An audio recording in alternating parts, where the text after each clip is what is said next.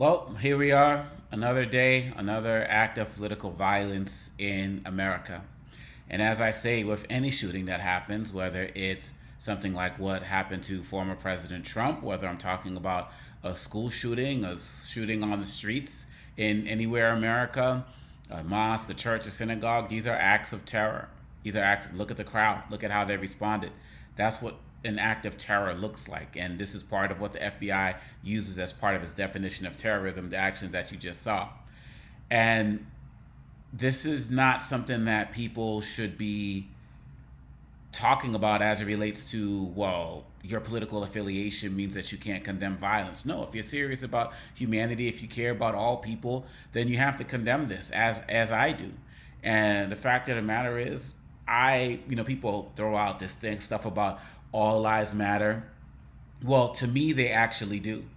And whether we're talking about something like this, or whether we're talking about the death of children in Palestine, or people who were killed in Israel on October 7th, or the people who've been struggling in the Congo for decades because of the conflict minerals that are making it into our products, these lives all matter to me in the same way.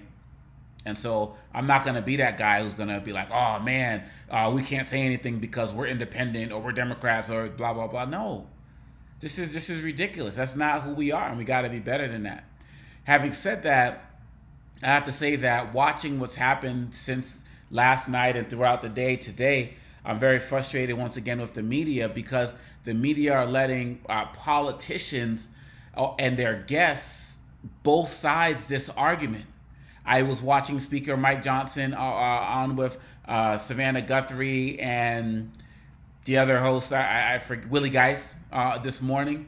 And he's sitting there talking about both sides need to tone down the rhetoric. Talking about, oh yeah, did you see the other day when Biden said that we need to put a bullseye on Trump? And I know he didn't really mean anything by that, but I mean, seriously? And Savannah's just like, yeah, true. This is nonsense. When do facts matter? They clearly didn't matter in the debate in June. The fact of the matter is, it is only Republican politicians that are calling for political violence. Democratic politicians do not do that. And people are saying, well, what about what Kathy Griffin did holding that Trump head? She's not a politician. Right? Like, it's very specific. And the number one proponent of political violence is Donald Trump. Does it mean he deserved what happened? Absolutely not. I'm not that dude. Other people will say, hell yeah, I'm not that dude. But he has been ever since 2015 when he campaigned. He called for violence against the Central Park Five. He lives in conversations about violence and has called for political violence. Hillary campaign. Oh, maybe the Second Amendment people will have something to say about it. This is who they are. And for the media to not call that out, for the media to continue to let people on who are going to say both sides need to tone down the rhetoric, it's hypocrisy at its best.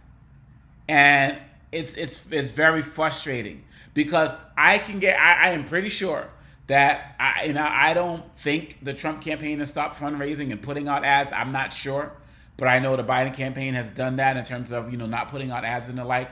This whole week is going to be a referendum at the convention. They're going to use this, and some of them will call for more violence. I would be very surprised to hear anybody say, hey guys, we've gone a bit too far with this. We've gone a little bit too far with this talk. I mean, even Don Jr., who deleted his tweet, was talking about this is an attempt by the radical left, like the same night.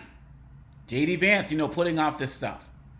And so let's have an honest conversation. There's one party that needs to tone down the rhetoric, and someone's going to bring up Maxine Waters, said when you see 8 years ago, 5 years ago, when you see them, confront them. And she explained what she meant in terms of calling people out on their policies. She didn't say attack them, beat them up, Second Amendment people. But even if she did mean that, how long ago was that? And she didn't mean that.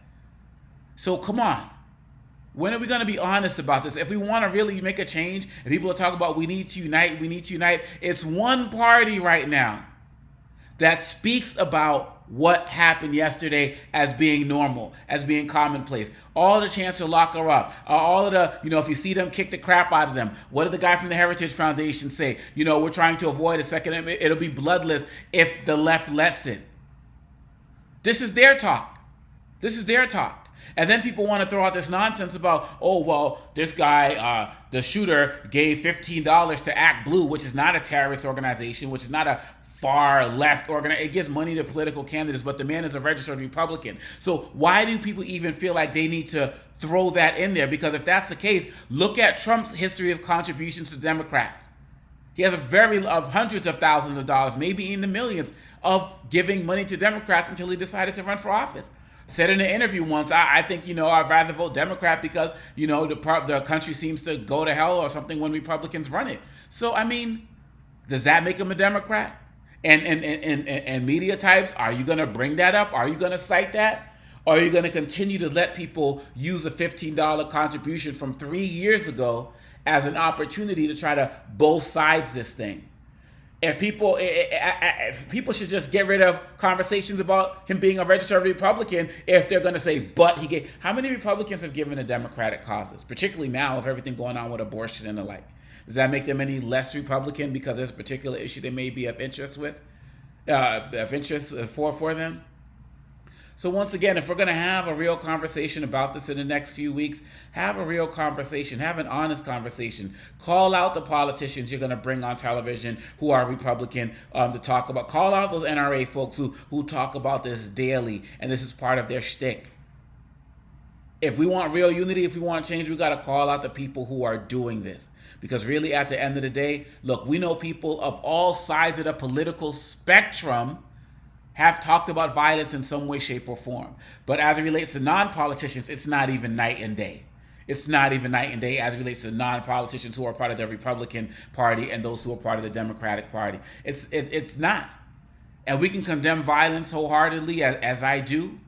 But the media, you're just going to be this week. You're just going to be an instrument of the RNC and their propaganda campaign if you don't take the steps to challenge these guys and be honest with it. Don't let them get away with that because it's not cool, it's not right, it's not fair. And for y'all who's supposed to have a no bias perspective, it shows an incredible amount of bias.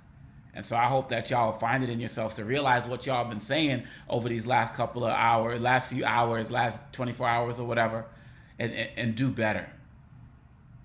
Peace.